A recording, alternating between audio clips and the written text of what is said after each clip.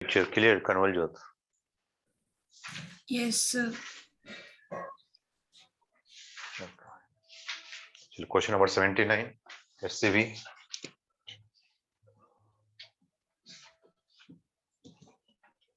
आ जाओ।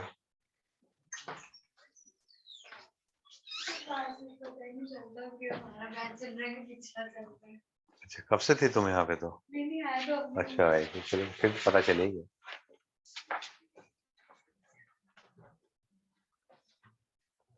पिछले बैच का तो टाइम है नहीं, आप ही के बच्चे।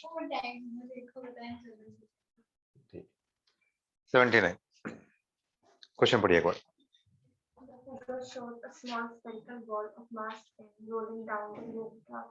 The ball is released on the linear portion at a vertical 5x from the lowest point. Find the circular path shown at the radius r. Find the kinetic energy of the ball when it is at a point A where the radius makes an angle theta with the point. ठीक है, तो इतना कर ले पहले। So a small spherical ball of mass m, figure given है, okay? So there is a figure ऐसे, कितने हाइट से बॉल को गिराया गया, ड्रॉप किया गया या रिलीज किया गया? रिलीज किया गया। h लेवल से इस बॉल को हमने रिलीज किया है of mass m। Small spherical ball है। The ball is released on the linear portion at a vertical height h from the lowest point. The circular part as shown in the figure at radius r. फिर यहाँ पे एक circular part आ गया है यहाँ पे radius r का। Find the kinetic energy of the ball when it is at the point A. Point A given है, हाँ, point A is given, यहाँ पे है ऐसे, ये पॉइंट को ये बोला है, जो कोई एक एंगल रेफरेंस दिया हुआ है यहाँ पे, थीटा, हॉरिजॉन्टल के साथ थीटा एंगल बना रखा है इसमें ऐसे, ये रेडियस r है। और यहाँ पे बताना है कि जब यहाँ पे आ जाएगा उस समय इसकी काइनेटिक एनर्जी क्या है, ये बताना है। Okay, as it is mixing theta with the horizontal, find the radial and tangential acceleration of the center when the ball is at A. तो radial and tangential सारा कुछ बताना है हमें। Find the normal force and frictional force acting on the ball if h is 60 centimeter, r is this, तब तो value जी हमें put करने। ओके, सो लेट्स सी, तो क्या क्या हो सकता है यहाँ पे। स्फेरिकल बॉल है, सॉलिड है या हॉलो है? सॉलिड है, कुछ नहीं लिखा है इसलिए सॉलिड है। हॉलो होता तो गिवन होता, कई जगह पे आपने देखा होगा बॉल है तो हॉलो में हॉलो इस्तेमाल करता है। इट इज सॉलिड बॉल, एक सॉलिड स्फेरिकल बॉल है, सॉलिड बॉल। जब यहाँ पर रिलीज कर दिया तो obviously the kinetic energy is zero. तो all type of kinetic energy zero, kinetic energy translation is equal to zero, rotation is equal to zero, all type kinetic energy. जब यहाँ पे आएंगे तो काइनेटिक एनर्जी फाइनल में आएगा, क्या क्या आने वाला है, 1/2 mv centre of mass square and plus 1/2 I omega square. हम इकट्ठे लेना चाहेंगे तो इकट्ठे भी ले सकते हैं एक ही बार में। m के यहाँ पे m प्लस I/r स्क्वायर लिख सकते हैं, m का एक ही बात है, k के फॉर्म में भी लिख सकते हैं, और m के साथ आप ऐसे भी लिख सकते हो I। जब m आ जाएगा ना तो मास वाला फैक्टर आप इस्तेमाल कर सकते हो, I/r स्क्वायर, ये भी चीज तो ए भी हो गया। या फिर आप k के फॉर्म में लिखना चाहोगे तो फिर क्या आएगा, 1/2, तब तो mv सेंटर ऑफ मास लिखना पड़ेगा और 1 प्लस k स्क्वायर पड़ेगा। तो आपके पास दोनों ही फॉर्म है लिखने के लिए। ये टोटल काइनेटिक एनर्जी है, इसमें ट्रांसलेशन और रोटेशनल दोनों इंक्लूड हो गया, नहीं इंक्लूड? ओके, क्लियर है? ओके, अब यहाँ पे देखना है कि किस हाइट से आया है, तो एच लेवल से आया है, कितने लेवल तक ये पहुंच चुका है। तो जो लेवल है यहाँ पे बॉटम लेवल, यहाँ से तो ये आर है, कुछ और एडिशनल लेवल ऊपर पहुंच गया है। कितना लेवल है ये वाली चीज, आर साइन थीटा, ये है आर साइन थीटा। तो यहाँ से यहाँ तक आर साइन थीटा, फिर ये आर, टोटल हाइट यहाँ तक पहुंच गया। तो हमें पता चल जा रहा है कि ऐसे टेंजेंशियल स्पीड है, फिर इसका एंगुलर है, ये सब कुछ है यहाँ पे ओमेगा। तो हम इस्तेमाल कर सकते हैं work done is equal to change in kinetic energy या कंजर्वेशन ऑफ एनर्जी आप अप्लाई कर सकते हैं। प्योर रोलिंग में body, no dissipation of energy, तो आप यूज कर ले, कंजर्वेशन ऑफ एनर्जी कर ले, कोई प्रॉब्लम नहीं। तो by conservation of energy by conservation of energy. क्या आने वाला भाई? Kinetic energy initial plus potential energy initial, kinetic energy final plus potential energy final. Kinetic energy initial क्या लिख सकते हैं? 0। पोटेंशियल एनर्जी इनिशियल आप एक डेटम लेवल देख लें, कौन सा डेटम लेवल लेना चाहते हैं वहां से भी कर सकते हैं। आप डेटम लेवल अगर इसको लेना चाहेंगे तो वहां से भी हो जाएगा, और एक्स को लेना चाहेंगे तो इसको भी यहाँ से हो जाएगा। बोलिए, इसको लेना चाहेंगे तो इसको यहाँ से भी कर ले, यहाँ से लेंगे तो पूरा ये हाइट लिखना पड़ेगा, फिर माइनस करना पड़ेगा। मैं तो चाहता हूँ कि मैं इसको डेटम लेवल ले लूँ, कम से कम लिखने की जरूरत पड़ेगी। तो मैं यहाँ से पोटेंशियल एनर्जी को क्या, इनिशियल पोटेंशियल एनर्जी में क्या कर देता हूँ? 0 कर देता हूँ। तो सपोज ये नीचे की तरफ आया, तो ये भी देख सकते हैं कितने नीचे आ गया होगा ये। तो मैं कह सकता हूँ कि ये बस दिस मच हाइट नीचे, कितना, h minus r plus r sine theta. सही बात है ना ये? दिस वन, बिल्कुल। तो इतने लेवल नीचे आ गया, इसके अकॉर्डिंगली इसकी पोटेंशियल एनर्जी को डिफाइन कर लेंगे। फाइनल पोटेंशियल, यहाँ की पोटेंशियल एनर्जी अगर 0 है तो नीचे वाले किसी भी लोअर पोजीशन पे पोटेंशियल एनर्जी नेगेटिव में आ जाएगा, और अपर पोजीशन पे पोटेंशियल एनर्जी पॉजिटिव में आ जाएगा। क्लियर है ना? तो मैंने अब इस बात को इस्तेमाल कर लिया, 0 आ गया। काइनेटिक एनर्जी फाइनल की वैल्यू आपने लिख लिया 1/2 मास m। हमें क्या निकालना था? v सेंटर ऑफ मास भी निकालना था। तो काइनेटिक एनर्जी तो हमारा यहीं से आ गया, इसी फॉर्म में आ गया, ठीक है ना? तो अगर हमें v आगे का चीज निकालना होगा तो हम यहाँ से कर लेंगे। तो यहाँ से दो बातें निकल करके आएगी, क्योंकि आगे v सेंटर ऑफ मास भी आपको निकालना है, ओमेगा भी निकालना है। तो सिंपली बोलेगा कि नहीं, what is the kinetic energy final, तो निकल जाएंगे यहाँ से kinetic energy final. Potential energy के इक्वल हो जाएंगे। नहीं, मतलब अगर मैं कोई वैल्यूज यहाँ पे सेट ना करूं, कोई वैल्यूज सेट नहीं करूं, सिर्फ इसकी वैल्यूज लिखूं, काइनेटिक एनर्जी इनिशियल की वैल्यू बोलना भाई everybody, kinetic energy 0, potential energy initial is 0, kinetic energy final को हम रहने देते हैं ऐसा ही, और पोटेंशियल एनर्जी को अभी भी ऐसा ही रहने देते हैं। तो what is the kinetic energy final? तो minus UF, it is minus UF. और माइनस यूएफ की वैल्यू क्या होना चाहिए? तो minus sign minus M G, और ये जो वैल्यू है इसको आप वाई बोल दो, नहीं, minus M G Y, Y की जगह पे है, ठीक है? तो काइनेटिक एनर्जी तो हमारा विदाउट उसको रखे हुए आ गया इस लॉ के अकॉर्डिंग। तो पार्ट ए आ गया आपका। पार्ट बी में क्या पूछा गया? Find the radial and tangential acceleration of the center of the ball when the center of the ball is at A. ठीक है, तो अब आपके पास है रेडियल एक्सेलरेशन। तो जब आपको रेडियल एक्सेलरेशन चाहिएगा तो अब आपको v चाहिए होगा। अब हम चाहेंगे, अब इस चीज को जब हमने वहां पे y सेट कर दिया और kf पे उस वैल्यू को रख देंगे, तब हमें v सेंटर ऑफ मास की वैल्यू आ जाएगा। आएगा? नहीं आएगा? ये नहीं आया समझ में? अच्छा, तो पहला चीज तो ये आ गया। दूसरी चीज, सबसे पहले मैं आपको बताऊं कि रेडियल एक्सेलरेशन क्या होना चाहिए, लॉन्ग रेडियस। तो भाई आपके पास स्पीड है, v centre of mass speed है, तो सेंटर की तरफ जो एक्सेलरेशन होगा उसको रेडियल एक्सेलरेशन बोलेंगे। रेडियस एंड सेंटर दोनों सेम डायरेक्शन में होते हैं, तो that is the centripetal acceleration, that is the centripetal acceleration. बिल्कुल, क्योंकि यहाँ पे इसका पास स्पीड है और ये सर्कुलर मोशन में है। तो जब भी कोई बॉडी सर्कुलर मोशन में होता है तो there is a centripetal force and centripetal acceleration. Centripetal acceleration की वैल्यू कितना होना चाहिए? v के फॉर्म में बोलूंगा तो v स्क्वायर अपॉन r, है ना? Okay, you can say centripetal action AC is equal to v square upon r। Centre of मास है, सेंटर ऑफ मास नहीं आएगा, तो इसके लिए हमें v सेंटर ऑफ मास का स्क्वायर निकालना पड़ेगा, तो आ जाएगा, फिर यहाँ से इस रिलेशन से आ जाएंगे। नहीं आएंगे? बोलो भाई, रिएक्शन बड़ा, रिएक्शन नहीं मिल रहा है, कुछ हो जाएगा नहीं? आ गया समझ? ठीक है, तो यहाँ से आ जाएगा, इसको v सेंटर ऑफ मास निकाल लेंगे इस रिलेशन से। Get it? चलिए गेट इट, फाइंड इट। इतना पहले काम कर लो, फिर करो भाई, convolute, solve it. Harshika, do it.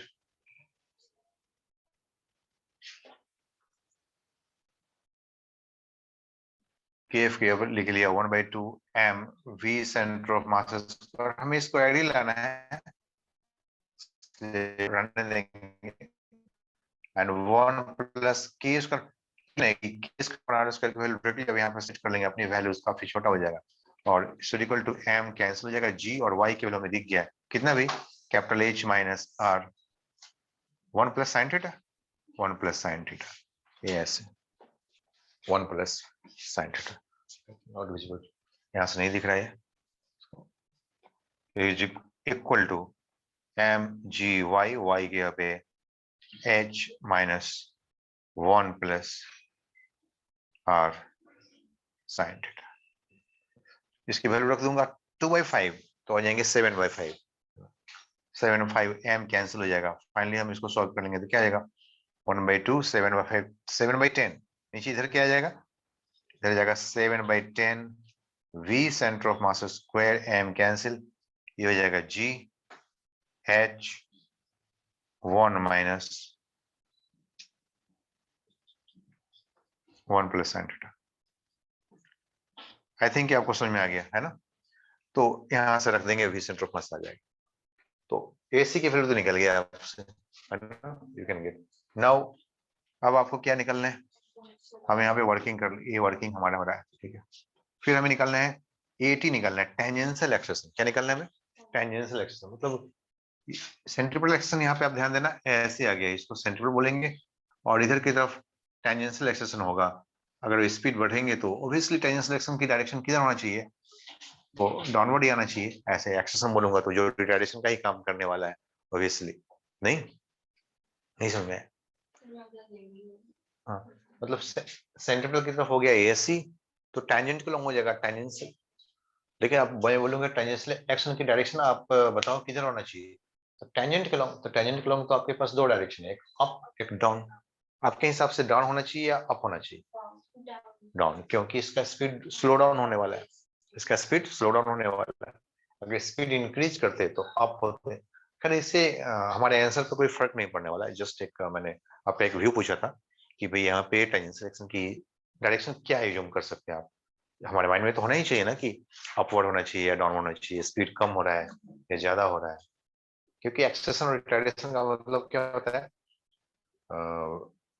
Physics में बोलेंगे तो acceleration retardation both the same, लेकिन रिटार्डेशन नाम कब देते हैं, जब स्पीड डिक्रीज करता है तो रिटार्डेशन होता है, और एक्सेलेरेशन का नाम कब करते हैं, जब स्पीड इंक्रीज करता है। तो इन सब चीजों से इसके आंसर पे कोई फर्क नहीं पड़ने वाला है। हमें तो बस जो टेंजेंशियल एक्सेलेरेशन होता है AT, टेंजेंट के लॉन्ग, तो टेंजेंट के लॉन्ग जो एक्सेलेरेशन होता है इसके नाम में ही छुपा हुआ है, जैसे मैंने अभी डिस्क्राइब किया कि एक्सेलेरेशन का मतलब होता है स्पीड का इंक्रीज करना, और रिटार्डेशन का मतलब होता है स्पीड का डिक्रीज करना। यानी कि अगर स्पीड कांस्टेंट रहेंगे तो क्या एक्सेलेरेशन होगा, नहीं होगा। तो टेंजेंशियल एक्सेलेरेशन का मतलब होता है dv/dt, rate of change in speed, rate of change in velocity, है ना। और सेंट्रीपिटल का मतलब होता है v²/r। तो टेंजेंशियल एक्सेलेरेशन का मतलब क्या हो गया भाई, dv/dt, यानी कि dv, जो v यहाँ पे निकाल के आया ना हमारे पास, ये आ गया ना v अपने पास, कितना आ गया v की वैल्यू देखना, नहीं ये तो उधर चला जाएगा ना, हाँ हाँ बिल्कुल सही, 10/7 इंटू जी, और बाकी सब रूट के अंदर में आ जाएंगे, है ना ऐसे। तो ये सब रूट के अंदर में आ जाएंगे, जो भी है सो, तो जो भी है मैं इसको छोड़ देता हूँ, नहीं लिख ही देता हूँ, तो ये तो पूरा रहेगा ना ऐसे, फिर -r 1 प्लस साइन थीटा, ऐसे ये हो गया, सही बात है ना। ओके, तो आप उसी को डिफरेंशिएट कर लोगे ना टाइम के रेस्पेक्ट में, तो आपको क्या मिलने वाला है, AT मिलने वाला है। अब इसको डिफरेंशिएट करना बड़ा आसान है, ये कांस्टेंट फैक्टर है, जीरो हो जाएगा सीधे, सीधे डिफरेंशिएशन यहाँ भी आओगे, ये भी जीरो हो गया। कहाँ पे डिफरेंशिएट करना है, सिर्फ यहाँ पे डिफरेंशिएट करना है। Theta, theta is a variable, theta क्या है, थीटा बदल रहा है भाई, तो एक टर्म आएगा dθ/dt, dθ/dt, dθ/dt को बोलते हैं ओमेगा, क्या बोलेंगे उसको, ओमेगा। जस्ट बाय डिफरेंशिएटिंग, इतना बड़ा टर्म दिख रहा है लेकिन इसको डिफरेंशिएट करना बड़ा ही आसान है, थोड़ा सा है, बट एक बार तो डिफरेंशिएशन पावर का हिसाब से करना पड़ेगा, फिर आगे में चेंज करना पड़ेगा। ऐसे भी कर सकते हैं AT equals to V into dv/dx, तो dx नहीं है ना हमारे पास dv/dθ, तो जैसे में कैलकुलेशन उसमें ही करना पड़ेगा। आ गया आंसर, देखिए, तो इसको डिफरेंशिएट करेंगे, तो डिफरेंशिएट करेंगे तो सबसे पहले तो आप पावर वाला अंडर टर्म वाला ये जो टर्म है एज इट इज रह जाएगा डिफरेंशिएशन में, बस पावर विल चेंज करेंगे। 1/2 पावर है इसका, तो 1/2 -1 क्या हो जाएगा? तो -1/2। एक बार तो -1/2 वाला मतलब 1/रूट के अंदर में नीचे आ जाएगा। तो जब मैं इसको डिफरेंशिएट करने जाऊंगा तो सबसे पहले मैं इसको ऐसे लिख लूंगा 1/√ऑफ जो होल थिंग यहाँ पे एज इट इज, जो भी कुछ है डायरेक्टली यहाँ पे डाल दिया।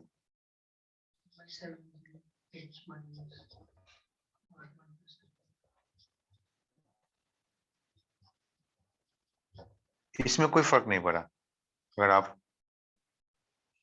को कोई डाउट है तो पूछ सकते हैं। अब हमें इसके अंदर में डिफरेंशिएट करना है। जब मैं इसके अंदर में है ना, हाँ वो तो है, पावर है तो 1/2 वो तो हम लिख लेंगे। चलो यहाँ पे लिख लो, 2 यहाँ पे कर लो, ठीक है। पावर इज मल्टीप्लाइड, पावर में से कम कर लेते हैं। लेकिन हमें जो अब डिफरेंशिएट करना है, अब इसके अंदर में डिफरेंशिएट करना है। इसके अंदर 0 0 0 और यहाँ पे बच गया सिर्फ क्या बचेगा यहाँ पे 10/7 जी रहेंगे क्योंकि टोटल के साथ है, साथ में ए आर भी इसके साथ है, और साइन थीटा को डिफरेंशिएट कर लेंगे तो क्या हो जाएगा cos थीटा और फिर D theta upon D T, फिर डी थीटा। तो आपके पास यहाँ पे वैल्यू आने वाला है 10/7 G R cos theta D theta upon D T. हाँ बिल्कुल सही बात बोल रहे, ये माइनस वाला टर्म इसके साथ मल्टीप्लाई, इस माइनस के साथ ये वाला टर्म पूरे में मल्टीप्लाइड है तो आ गया, फिर माइनस के साथ भी हो गया। और साइन थीटा का डिफरेंशिएशन क्या बनेगा cos थीटा, और फिर cos थीटा में थीटा आ गया तो फिर D theta by D T. D theta by D T को ओमेगा बोलना है, क्या बोलना है इसको ओमेगा। ये माइनस माइनस प्लस, तो फाइनल आंसर आपके पास आ गया भाई 80 का। Therefore 80 can be equal to, बोलना बोल दो। हाँ नहीं वो नहीं 10/7 7 को इधर ले दे नीचे में 10/14 10/14 कुछ कैंसिल होने वाला तो नहीं है, नहीं दोनों प्लस में हो गया, ये माइनस और फिर माइनस प्लस में आ गया जी आर cos थीटा इनटू फिर ओमेगा, ओमेगा मैं यहाँ पे डालता हूँ इसके पहले और डिवाइड बाई रूट के अंदर में जो है ये वाला टर्म बड़ा वाला वो सारा कुछ रह जाए। बाकी थीटा के वैल्यू में गिवन है और ओमेगा के वैल्यू भी आ गया प्योर रोलिंग में ना, v is equal to v निकल गया ना, यहाँ पे v आपने कैलकुलेट कर चुके हैं तो v is equal to omega, तो आप चाहो तो यहाँ पे omega is equal to v upon r लिख सकते हो।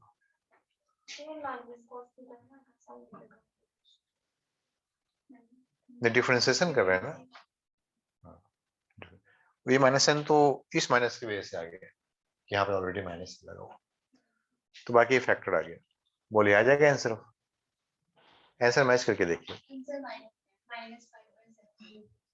हाँ वो तो ठीक है, वो तो रिटार्डेशन तो हमने पहले ही जान लिया ना कि रिटार्डेशन है वो।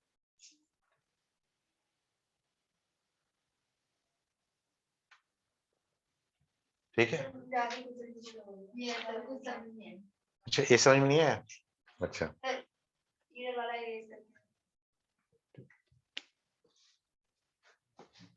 मतलब डिफरेंशिएशन में प्रॉब्लम है इसलिए वो समझ में नहीं आया, ठीक है ना।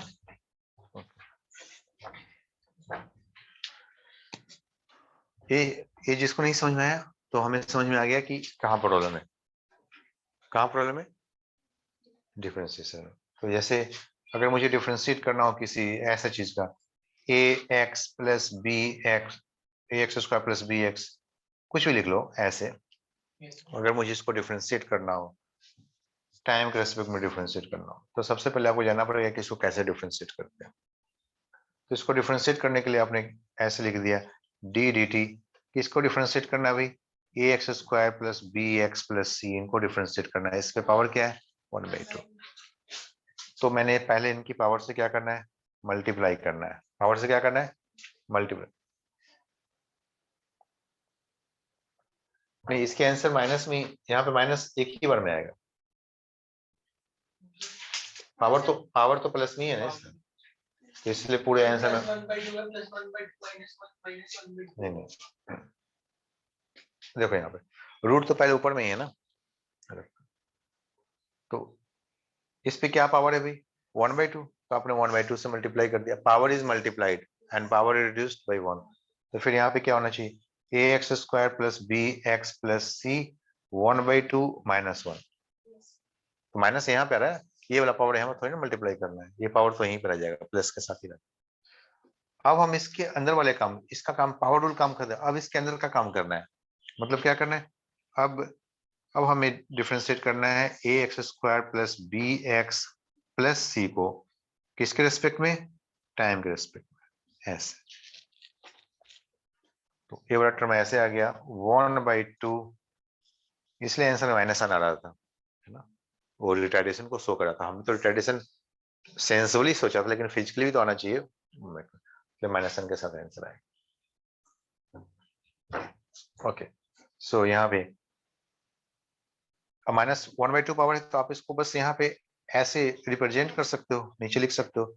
अब इसके अंदर का काम करना है यहाँ पे, ये मैं बोलो कि डिफरेंशिएशन, ये तो पावर रूल आपने कर लिया सीधे सी, अब इसके अंदर का डिफरेंशिएशन करना है, तो अंदर का डिफरेंशिएशन कर क्या करना पड़ेगा, ए कांस्टेंट है, तो पहले तो आप लिखोगे 2ax, लेकिन x के रेस्पेक्ट में डिफरेंशिएट करोगे तब 2ax आएगा, लेकिन यहाँ पे किसके रेस्पेक्ट में, टाइम के रेस्पेक्ट में, तो फिर से आपको लिखना पड़ेगा dx अपॉन dt, वैसा ही वहां पे आया था d थीटा अपॉन dt, जिसको ओमेगा बोले, और यहाँ पे b, फिर यहाँ पे आप इसके अंदर में आ गए bx, तो क्या हो गया b, लेकिन x के रेस्पेक्ट में तो 1 होगा, लेकिन टाइम के रेस्पेक्ट में क्या आ जाएगा dx अपॉन dt, और इसका हो जाएगा कांस्टेंट है c है तो 0 हो जाएगा, तो ये डिफरेंशियल प्रोसेस हो गया, इस चीज को यहाँ पे करना पड़ा था इसके अंदर में, ये तो बस पावर काम कर लिया, इसके अंदर में गया कांस्टेंट है प्योर 0 हो गया, अब ये वाला टर्म इसके साथ मल्टीप्लाई हो गया, लेकिन फिर 1 के साथ वो कांस्टेंट 0 हो गया, sin थीटा का सिर्फ डिफरेंशिएशन हो गया cos थीटा और theta by dt, minus sine एक सिर्फ इसकी वजह से आया, दूसरा नहीं आया, आंसर नेगेटिव के साथ आया, आगे तब हो गया,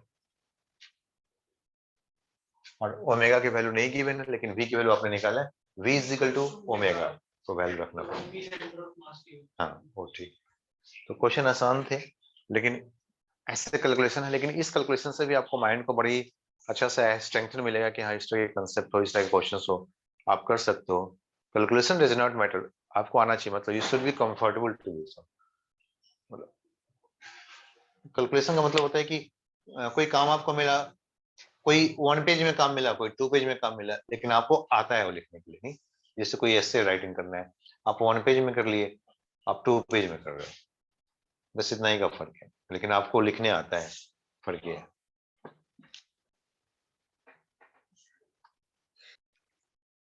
यूनिफॉर्म ओके, बोलिए, रेडियस आर अपने एक्सिस के बाद इसको रोटेट करा दिया, okay, at an angular speed omega. Angular speed omega, This rotation wheel is now placed on a horizontal rough oriental surface पे रख दिया, with its axis horizontal. Horizontal axis ऐसा ही है, Because of friction at the contact, the wheel accelerates forward and its rotation deaccelerates till the wheel starts pure rolling on the surface. Okay, इसमें अच्छा, this question is also very informative, इसमें बोले कि अच्छा because of the force of friction it accelerates, इसने आपके लिए नहीं छोड़ दिया कि क्यों एक्सेलरेट करेगा, बोल दिया किसकी वजह से, फोर्स ऑफ फ्रिक्शन की वजह से, फोर्स ऑफ